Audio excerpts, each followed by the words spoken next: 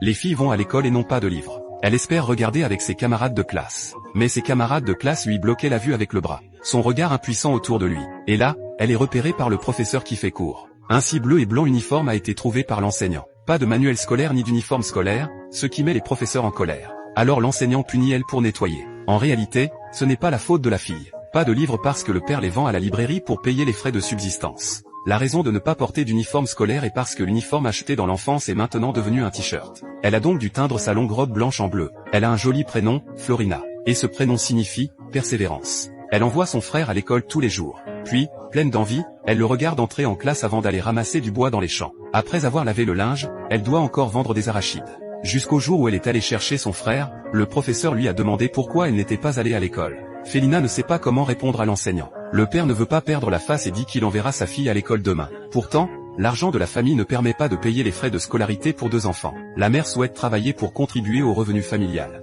Mais cela met en colère le père. Il pense que si sa femme travaille, on se moquera d'eux. Sans surprise, Florina finira comme sa mère, mariée à un inconnu, et restée coincée à la maison pour toujours.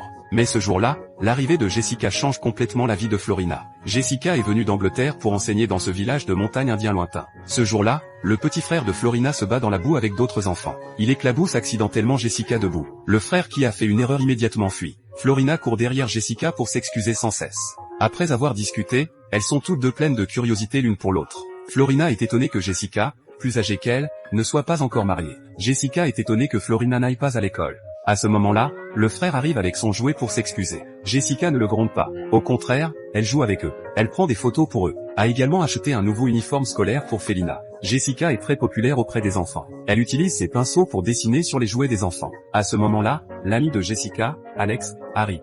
Les enfants sont fascinés par le skateboard d'Alex. Sous les demandes pressantes des enfants, Alex leur fait une démonstration. Depuis ce jour, Florina tombe amoureuse du skateboard. Jessica remarque son amour pour le skateboard.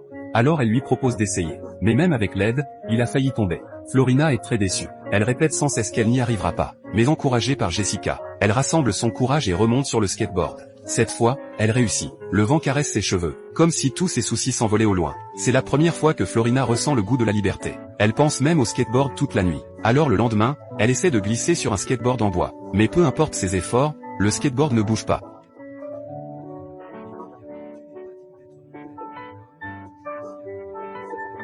Elle ne peut alors qu'aller dans la salle informatique de l'école pour regarder des vidéos de skateboard, pour soulager son amour du skateboard. Heureusement, Alex, sachant qu'elle aime le skateboard, lui prête le sien pour s'entraîner. Elle tient joyeusement le skateboard.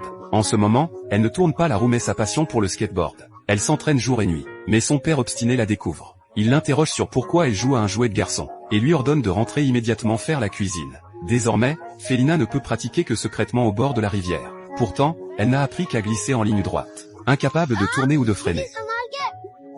Voyant le skateboard tomber dans la rivière, Florina saute sans hésiter dans l'eau.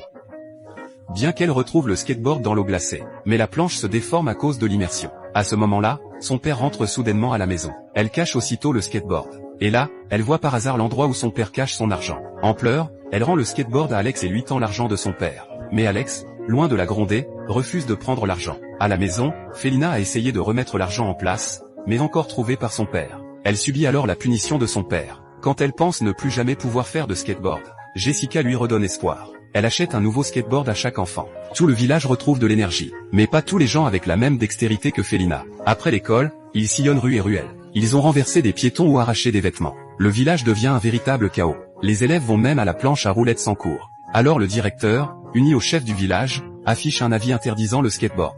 Les enfants innocents protestent, brandissant leur skateboard. Mais tous leurs skateboards sont saisis.